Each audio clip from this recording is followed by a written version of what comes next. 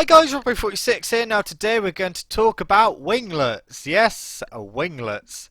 So Ducati have been experimenting with winglets in MotoGP for years and years.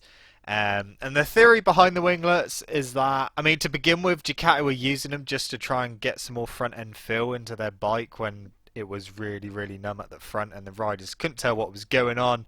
But the theory behind them now is that the winglets are meant to give better acceleration coming out of corners because it's meant to keep the front end down, which means that anti-wheelie doesn't have to work as hard and they can put more power through the rear and get out of corners a bit better. They can cause some problems as well.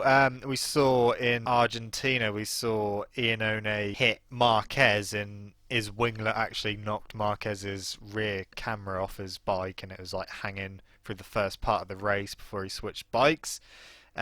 Also, the riders claimed that when Ducati were first experimenting with the wings, getting in behind them in the slipstream caused their bikes to lift at the front and give them a big speed wobble. But it seems that all manufacturers are jumping on this bandwagon now. We saw Yamaha introduce some massive winglets. We've also seen Suzuki testing them at Jerez. Alicia Spargo was testing them during free practice, and then both riders were experimenting with them in the Jerez test we just had. And Aprilia have also been experimental with winglets as well. One thing I will say is that they are fucking ugly. They don't do anything aesthetically to the bikes, they just make them look horrible. It's definitely not a good look. Ducati have gone up to 4 wings previously, like the GP15 they started off with 2 wings and now they've gone up to 4 winglets.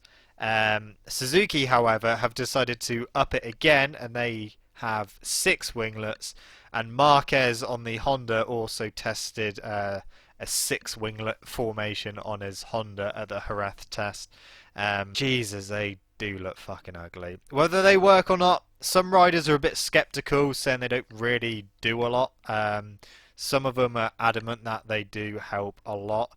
I know that Lorenzo prefers them to not having them. Rossi has only just started to use them before he preferred the bike without the winglets, but now he's using them a bit more.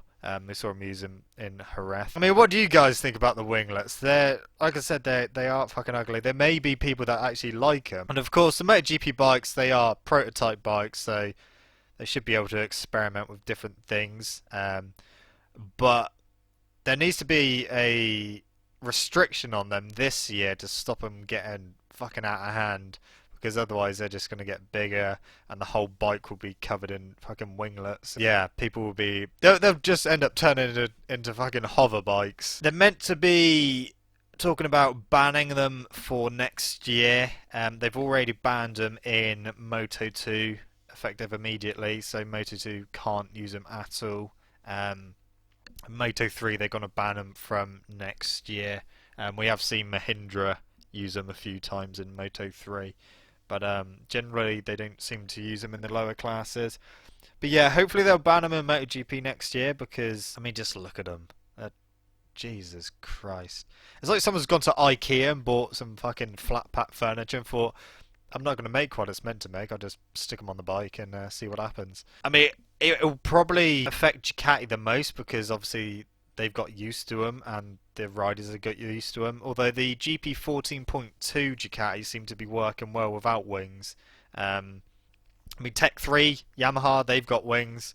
Movistar Yamaha factory team, obviously they got wings. Honda, Repsol Honda's got wings. Suzuki have got wings. Aprilia have got wings. Pramac Ducatis, which are GP15s, they got wings.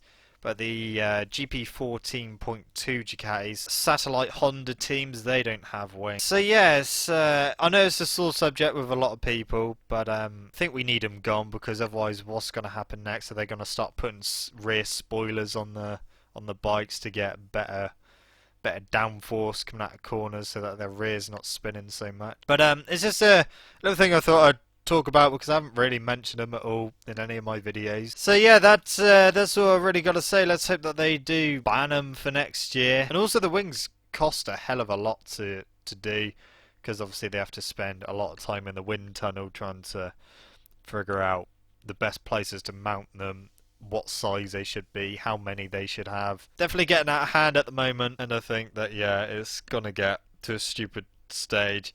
And of course, they have already said if they do cause an accident, then they will ban them straight away this year, which, yeah, fair enough. We haven't had any accidents, but some of the riders have claimed that they're worried about them getting caught in other winglets on other bikes, which of course, yeah, because they are sticking out the front fairing and they could quite easily get tangled up. But hopefully that won't happen and it won't come to that. But anyway, guys, that's it from me. Thank you so much for watching. Don't forget to leave this video a like, subscribe to my channel for more content. I shall see you guys in the next video. See you.